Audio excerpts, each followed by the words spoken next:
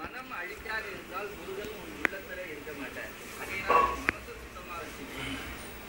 எங்க அம்மா எனக்கு 5 வயதிலே சொன்னது, அப்ப 77 வயசு சொல்லும்போது இன்னும் எனக்கு பசுமானத்து ஆணை போல இருக்கு. இங்க தாய் குலங்கள் எல்லாம் நான் தலையினால வணங்கி கேட்டுக்கிறேன். குழந்தைகளுக்கு இட்லி தோசை மட்டும் போட்டு வளர்க்காதீங்க, நல்ல நீதிகளை சொல்லி வளர்க்கு. இந்த மனசு தூய்மையா இருக்கு. மனத்துக்கண் மாசில நாதல் அனைத்து அற ஆகுல நீரப்பிற. மனம் தூய்மையானதுதான் பக்திக்கு அடையாளம். மனசு அப்ப சின்ன பையன் இல்ல, அம்மா மனசோட அழுக்கு என்னன்னு கேட்டார். ஆசை, கோபம், பொறாமை. கோபம் எத்தனை பேரு சட்டு சட்டுன்னு வருது.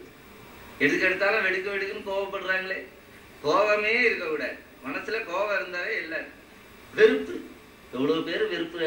ஒருத்தர் பார்த்தாவே வெறுப்பு. ஒரு நடிகரை பார்த்தா பிடிக்கும், இன்னும் அவருக்கு அகேன்ஸ்டா இன்னொருத்தர். என்ன 2 பேரும் நல்லா யார் நடிச்சாலும் அது வெறுப்பு உணர்ச்சியே வரக்கூடாது. சில பேரை பார்த்தாவே பிடிக்காது. என்ன குடிமொழி போய் அவர் தன் தாயாரை தெய்வமாக எண்ணினார்கள். ஒரு பத்திரிகையிலே வினாவிடை எழுதுறார். தாயாரை தெய்வமாக நினைக்கணும்னாரு. அடுத்த வாரம் கேட்கிறான், தாயாரை தெய்வமாக நினைக்க சொல்லுகிறீர்களே, தெய்வத்தை என்னவா நினைக்கிறதுனாரு. அம்மாவா நினைக்கிறேன். தாய் தான் தெய்வம், தெய்வம் தான் தாய்.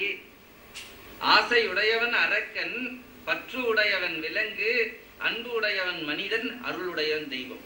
அவர்கள் தன் வாழ்க்கை வரலாறுல முன்னாடி எழுதுகிறார்கள். எத்தனையோ நாம் பயிற்சி செய்கிறோம். சைக்கிள் ஓட்டுவதற்கு பழகுகிறோம், கம்ப்யூட்டருக்கு பழகுகிறோம், நீச்சல் அடிப்பதற்கு பழகுகிறோம். சீனியர் லாயர் ஜூனியர் லாயர் பழகுவார். எடுத்த உடனே போய் கோர்ட்ல ஆஜராக முடியாது. மூத்த அறிஞர்கிட்ட போய் ஒருத்தர் இளமையில இருக்கிறவங்க போய் பயிற்சி எடுப்பார். அதுபோல எல்லாவற்றுக்கும் நாம் பயிற்சி எடுக்கின்றோம். மனசை அடக்கிறதுக்கு என்ன பயிற்சி? நான் இளமையிலேயே என் மனதை அடக்கணும்னு வந்தார் அருணகிரிநாதர் சொல்றார். இந்த மனம் என்ற ஒன்றுதான் நம்மளை மேலையும் கொண்டு போகும். அதே மனசு தான் நம்மளை அதல பாதாளத்திலையும் சொல்லிடும். இந்த மனம் கத்தி மாதிரி, நல்லதுக்கும் பயன்படும், கெட்டதுக்கும் பயன்படும். நெருப்பு சமைப்பதற்கும் உதவி செய்யும். அதுவே அதிகமா போய் நெருப்பு பிடிச்சிட்டு அது தீமையாகவும் போயிடும். இந்த மனசை கட்டுப்படுத்தணும். சித்தியெல்லாம் பெற்றாலும் மனமிறக்க கல்லார்க்கு வாயேன் பராபரமே. எத்தனையோ வித்தையெல்லாம் போய் கத்துப்பான, ஆனா மனம் அடங்காது. பூஜை பண்ணுவேன், ஓம் சிவாய நம, ஓம் சிவலிங்காய நம. சரோஜா, காய்கறி விலையெல்லாம் அதிகமா போயிடுச்சு, வெறும் பருப்பு தொகையிலோட வச்சுடு. ஓம் சிவலிங்காய நம, ஓம் பவாய நம, ஓம் பவலிங்காய. பிச்சைக்காரன் வந்துக்கிறான் பாரு, நாயை விட்டு விடு. ஓம் ஓம் சரவண பவா, ஓம் குகாய. டெலிபோன் வந்து பாரு, பாருங்க என்ன பண்றீங்க உள்ள உட்காந்துன்னு. இது பூஜையா? இது கண் ஒண்ணு பாக்குது, கை ஒண்ணு செய்து, சாமிக்கு ஒண்ணும் புரியாது. எதை எனக்கு சொல்றான், எதை அவங்களுக்கு சொல்றாங்க, சாமி பிரிச்சு பார்த்து எடுத்து. பக்தியில ஒருமைப்பாடு, அதான் ஒருமையுடன் நினது திருமலரடி நினைக்கின்ற உத்தமதம் உறவு வேண்டும். உள்ளொன்று வைத்து புறம் ஒன்று பேசுவார் உறவு கலவாமை வேண்டும். உள்ளத்துல ஒண்ணு வச்சுக்கின்னு வெளியில ஒண்ணு பேசணும். அது நம்முடைய முயற்சியை தத்துவம். பிறர் பொருள் மேலிலே வைக்கின்ற பற்றுக்கு தான் ஆசைன்னு பேரு. தன் பொருள், இப்ப இந்த வாட்ச் மேல என்னோட பற்று இருக்குன்னா அது என்னுடைய சொந்த பொருள்ல விருப்பத்துக்கு பற்றுன்னு பேரு.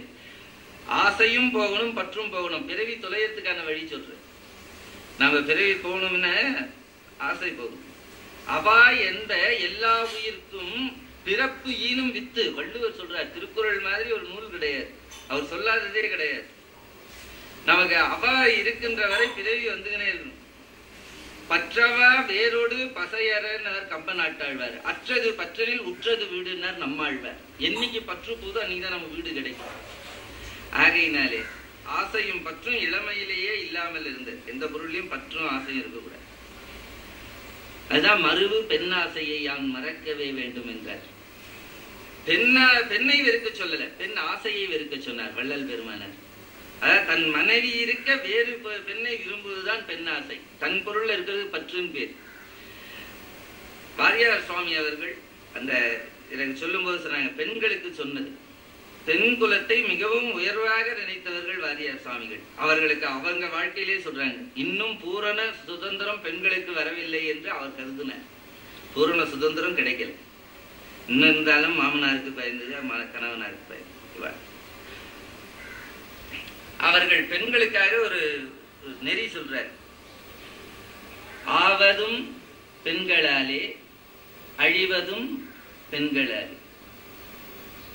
இது பழமொழி சரி, அர்த்தம் பண்றது தவறான். இதற்கு வாரியார் சுவாமி சொல்ற கருத்து சொல்ல போற. பழமொழி சரி, என்ன பொருள் சொல்றார்? ஆவதும் பெண்களாலே, குடும்பம் ஆதி வருவதும் பெண்களாலே, குடும்பத்துக்கு வருகிற கஷ்ட நஷ்டங்கள் அழிவதும் பெண்களால். இப்படி சொன்னார் சாமி வாரியார் சாமி. எப்படி அது உதாரணம் சொன்னோம் இல்ல, வெறுமை சொன்னா ஒத்துப்பாங்களா? ஹரிச்சந்திரன் கடன் பட்டு கஷ்டப்படுறார். சந்திரவதின்னு சொல்லணும், பிழையா சொல்றாங்க சந்திரமதின்றாங்க. ஒரு பிழையில போட்டா எல்லா நூல்லையும் அதே மாதிரி வருது. சந்திரவதி, குணவதி, திலகவதி, புனிதவதி என்பது போல. சந்திரனை போல வதனத்தை விடவள் சந்திரவதி. தப்பா போட்டான் சந்திரமதி. மதியின் சந்திரனும் ஒண்ணுதானே, சந்திரமதின்னு பிழையா சொல்லக்கூடாது. இதை சம்பந்தம் இன்னொரு வார்த்தை கூட சொல்லுங்க. நமக்கு பெண் கொடுத்தவர் வந்தாருன்னா பத்தம்னா உறவு, சம்னா நல்ல, சம்பந்தின்னு சொல்லணும். இப்ப என்ன சொல்றான், சம்மந்திங்கிறான். மந்தினா குரங்கு, சம்முனா நல்ல. அதையும் கேட்டு சாப்பிட்டு போறாரு பாபு. சம்பந்தி வந்து சாப்பிட்டு போறாரு. சம்பந்தின்னு சொல்லணும், பந்தம்னு சொல்லணும், சம்பந்தி. பிழையா சொல்லக்கூடாது. சந்திரவதி தன் கணவனார். ஏங்க விலை மதிக்க முடியாத வைரத்தை கையில வைத்துக் கொண்டு ஏன் சுவாமி கஷ்டப்படுறீங்க? சந்திரவதி என்னம்மா சொல்ற? நான் தங்கள் உடைமை, என்னை வித்து கடன் கொடுங்க. யாராவது காசிக்கு போடணுங்க இருந்தா தெரியும், அங்க ஹரிச்சந்திர பஜார்னு இருக்கு. மனைவியே ஆடு மாடு மாதிரி ஏலம் போட்டான். அந்த ஹரிச்சந்திரனுடைய கஷ்டம் தீர்ந்தது சத்திரவதியாது. சத்தியவான் இறந்துட்டான். சாவித்திரி கவலைப்படல, விசா வாங்காமையே எவ்வளவுக்கு போயிட்டான். எவன் நடுங்கிட்டான். இப்ப தமிழ்நாட்டு பெண்கள் இவ்வளவு தைரியமா இங்கே வந்துட்டீங்க, என்ன வேணும்னு கேட்டார். என் கணவனார் உயிரை கொடு. எனக்கு எடுக்கத்தான் உரிமை தவிர கொடுக்கறதுக்கெல்லாம் மேல இருக்கிற அதிகாரி. எனக்கு அதுக்கெல்லாம் அதிகாரம் கிடையாது. கணவனாரை தவிர வேறு எது வேணாலும் கேட்டு தருகிறேன். வாழ்க்கை மாற மாட்டியே மாறிடு. நான் பதிவிரதை, எனக்கு சந்தானம் வேணும், குழந்தை. கணவனார் கொடுத்ததானே குழந்தை. யமனையே அடக்கி மடக்கி சத்தியவானை எழுப்பி கல்யாணம் பண்ணிக்கிறார். இதுவரையிலும் எந்த ஆணாவது மேல் லோகத்துக்கு போய் மனைவி இறந்துட்டான் ஆயிடுச்சுன்னு தான் வரலாறு இதுவரையிலும் கிடையாது. அது தங்கச்சியே கல்யாணம் பண்ணின்னு புதுமா கிடையாது.